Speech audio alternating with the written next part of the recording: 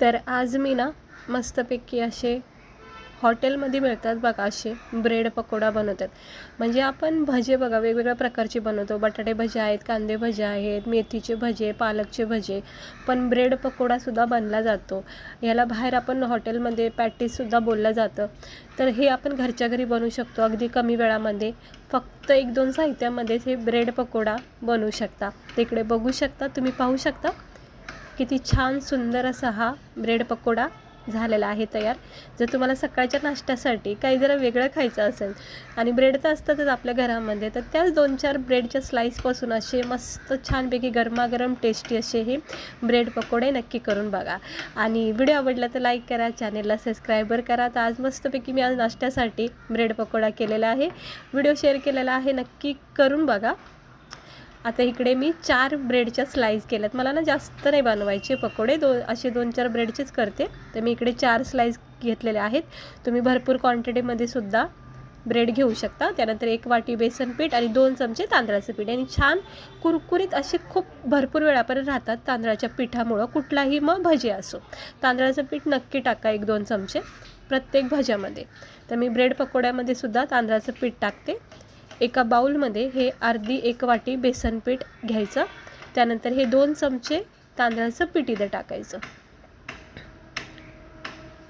तुम्हाला हवं तर थोडंसं चिमूटभर याच्यामध्ये ओवासुद्धा टाकू शकता किंवा स्किप करायचं, काही हरकत नाही. थोडेसे मसाले टाकूया. थोडा गरम मसाला टाकला आहे, थोडीशी हळद टाकायची. सगळे मसाले अगदी थोडे थोडे टाकायचे. त्यानंतर चिमूटभर हळद टाकलेली आहे, गरम मसाला टाकला आहे. आता मी थोडं लाल तिखट टाकते, थोडासा धना पावडर टाकते आणि चवीनुसार मीठ टाकून घ्यायचं. धना पावडर पण इथे टाकून घेतलं आहे. चवीनुसार मीठ टाकून घेऊया. आणि याच्यामध्ये ना आता थेंब थेंब पाणी टाकून, अगदी जास्त पाणी टाकायचं नाही. रनी बॅटर नको आहे आपल्याला, अगदी थिकनेस असं म्हणजे थोडंसं घट्ट बॅटर हवं आहे. थोडं थोडं पाणी टाकायचं, नाही तर पातळ होऊ शकतं. त्यामुळं अगदी थोडं थोडं मापामध्ये पाणी टाका आणि ह्याला व्यवस्थित मिक्स करून घ्यायचं. हे बघा, अगदी थोडं थोडं पाणी टाकायचं आणि याला हलक्या हाताने असं मिक्स करवत राहा जोपर्यंत, हे बघा असं याच्यामध्ये ना थिकनेसपणा म्हणजे क्रीमी टेक्स्चर येत नाही ना, तोपर्यंत ह्याला असं फेटत राहा. अजिबात गुठळ्या राहता कामा नाहीत. कारण की काय होतं, हे असं जरा घटसर ठेवलं ना तर ब्रेडला ना ह्याची कोटिंग व्यवस्थित बसणार, पॅक होतील ब्रेड याच्यामध्ये. त्यामुळं पातळ नाही करायचं हा बॅटर, ह्याची कन्सिस्टन्सी अशी ठेवायची. आता हे झालेलं आहे तयार आपला बेसन पिठाचा घोळ. याच्यामध्ये अगदी थोडीशी मी कोथिंबीर टाकते. नाही टाकली तरी काही हरकत नाही, ऑप्शन आहे, पण मी थोडीशी टाकली. अगदी थोडीशी कोथिंबीर टाकायची. आता हे परत एकदा ह्याला फेटून घ्यायचं. बस हे असं परफेक्ट टेक्स्चर येईपर्यंत फेटून घ्या. पातळ नको आहे, क्रीमी टेक्स्चर ठेवायचा, थोडंसं घटसर. आता आपण हे जे ब्रेडचे स्लाईस घेतलेत ना, ह्याला कट करूया.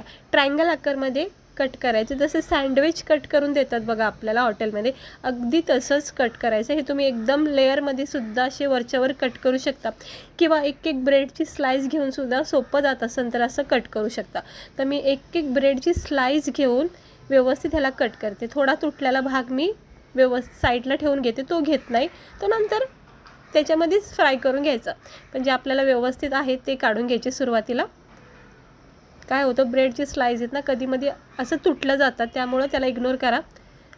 हे बघा, हे असं मधोमध ह्याला हलक्या हाताने कट मारायची. बघा परफेक्ट झाले का नाही ट्रायंगल आकार, जसे आपण सँडविच वगैरे बनवतो बघा, अगदी तसे हे कट करायचे.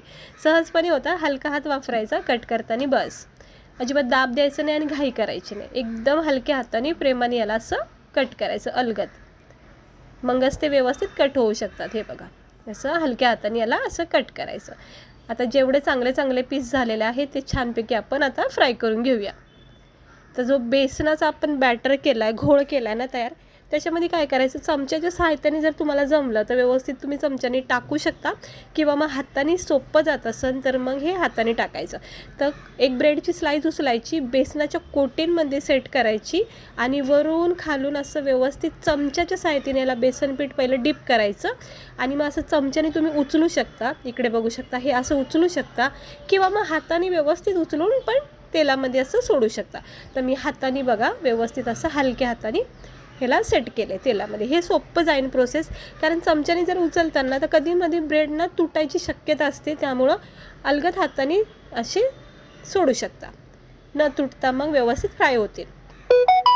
प्रत्येक स्लाइस ब्रेडची बेसनमध्ये डिप करायची, चमच्यामध्ये घ्यायचं बॅटर आणि वर असं लेअर लावायची आणि मग परफेक्ट तयार होतात.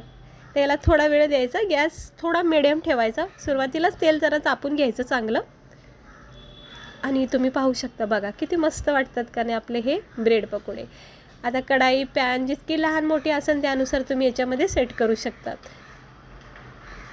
याच्यामध्ये मी काही इनो सोडा वगैरे नाही टाकला, थोडीशी चिमूटभर टाकू शकता, अजून फुलले जातात चांगले. आणि याच्यामध्ये आता मी तांदळाचं पीठ टाकलं ना, त्यामुळे हे कुरकुरीत राहतात, काही असे पिचपिच होत नाहीत. जसे काढतात तसेच राहतात हे भरपूर वेळापर्यंत. असं हलक्या हाताने दाब द्यायचं, म्हणजे कसं चारी बाजूने व्यवस्थित हे बेसन पीठ परतलं जाईल, म्हणजे भाजलं जाईल. खूप छान लागतात हे ब्रेड पकोडे, नक्की करा. बस आता झालेला आहे परफेक्ट कडक. आता मी हा काढून घेते. तुम्ही पाहू शकता किती सुंदर असा हा आपला ब्रेड पकोडा तयार झालेला आहे खाण्यासाठी. वाटतोय का नाही भारी, एकदम छान झालाय का नाही, न तुटता न कुठे तुटता.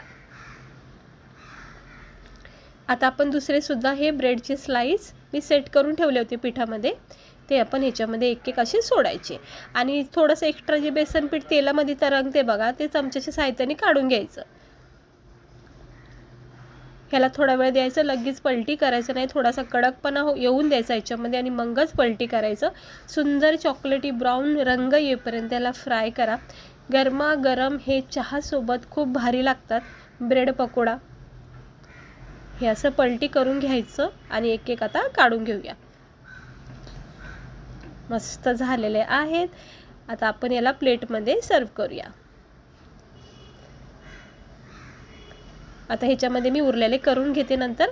अगोदर आपण हे बघून घेऊया. तर तुम्ही पाहू शकता हे आपले ब्रेड पकोडा झाले आहेत तयार खाण्यासाठी. सर्व करूया एका प्लेटमध्ये. तर हे असं ब्रेड पकोड्याचं प्लेट तुम्ही घरच्या घरी बनवा, गरमागरम चहासोबत, असं केचपसोबत, किंवा मयोनीज असते, किंवा खोबऱ्याची चटणी आहे त्यासोबतसुद्धा भारी लागते, किंवा ना अशी आंबट तिखट लिंबू चिंचाची चटणी असती बघा, त्याच्यासोबत तर खूप भारी लागन. चिंचाची चटणी भेटती बघा, मिळाली तर त्याच्यासोबत तर नक्कीच खा, खूप भारी वाटते. आणि चहासोबत तर अप्रतिमच लागतो पकोडा कोणताही असो. आणि ब्रेड आहे विशेष म्हणजे, त्यामुळं चहासोबत तर खूप छान कॉम्बिनेशन बनन याचं, तर नक्की करून बघा. आणि हे बघा गरमागरम हा दुसरा पीस पण मी फ्राय केलेला आहे. आणि असे हे ब्रेड पकोडे म्हणजे रोज रोज कसं असतं ना, आपण घरामध्ये ब्रेड तर असतात, आपण सँडविच वगैरे तर करतो किंवा चहासोबत खातो, पण त्याच्यापासून ना असे ब्रेड पकोडेसुद्धा बनले जातात, आणि ते पण कमी वेळामध्ये झटकीपट. बघितले तुम्ही, काहीच लागत नाही. छोटे छोटे मसाले टाकायचे बेसन पिठामध्ये आणि कालून मिक्स करून फ्राय करायचं. बस इतका छान वाटला हा. म्हणजे बेसनाची जी चव आहे ना ती खूप जाणवली, आणि आतून जो ब्रेडचा नरम सॉफ्टपणा, खरं सांगते खूप छान वाटलं. असं वाटलंच नाही मी घरी बनवलेत, इतके नरम सॉफ्ट आणि वरून कुरकुरीतपणा बेसन पिठाचा. खूप छान झालेले आहेत. तर गरमागरम चहासोबत तर मी आता हे फिनिश करणार आहे. तुम्ही पण या सगळे खायला. आणि ब्रेड पकोडाची ही रेसिपी आवडली असेल तर करून नक्की बघा. उद्याच्या नाश्त्यासाठी किंवा संध्याकाळच्या नाश्त्यासाठी नक्की करून बघा.